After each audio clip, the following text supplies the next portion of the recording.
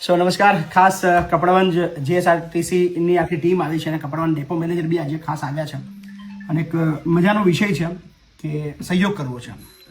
લોકોના મનની અંદર વિચારો આવતા હોય છે કે ભાઈ આપણે સહયોગ કરવો છે, તો સૌથી પહેલાં પ્રશ્ન એ આવે કે મોટો સહયોગ જ કરાય, નાનો સહયોગ કરવા ના જવાય. નાનો સહયોગથી શું ફરક પડે?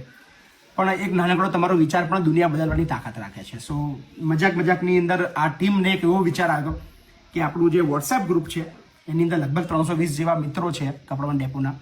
સો બધા નોકરી કરતા વર્ગ છે. એની અંદર મજાકની અંદર એક વિચાર આવે કે આપણે મહિપતસિંહ ફાઉન્ડેશન માટે કંઈક એકત્રિત કરવું છે, નાની નાની રકમ, અને જેનાથી જે બને એ સહયોગ કરવો છે.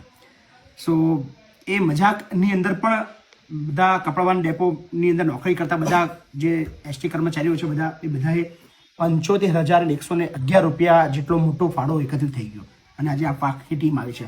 સો આપણે વાત કરીએ ડેપો મેનેજર સાહેબ સાથે. બોલો સાહેબ, કેમનો આવી પ્રેરણા મળીને કેમનો વિચાર આવ્યો? પ્રેરણા તો આપણા કામ જોઈને, જે તમારી વિડીયો જોઈએ છે એનાથી અમને બહુ પ્રભાવિત થયા હતા.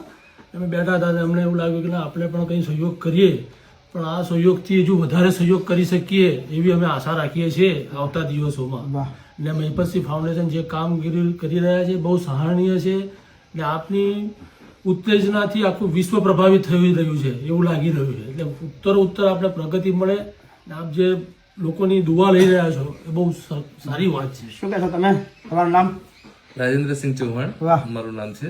એસટી ડ્રાઈવર છું. ક્યાં રહો છો તમે? કપડવંજ. કપડવંજમાં પ્રોપર?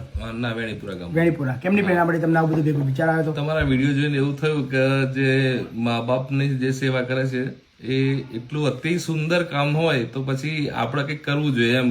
બીજાના મા બાપની સેવા તમે કરો છો તો બીજાના છોકરાઓ જે નિરાધાર છોકરાઓ છે એ છોકરાઓની બી તમે એટલી કેર કરો છો, એટલું ભણાવવા માટે આટલો ખર્ચો કરો છો, તો અમે ફૂલની પોકડી અમે થોડી મદદ કરીએ એવી આશાથી અમે. ખૂબ સરસ.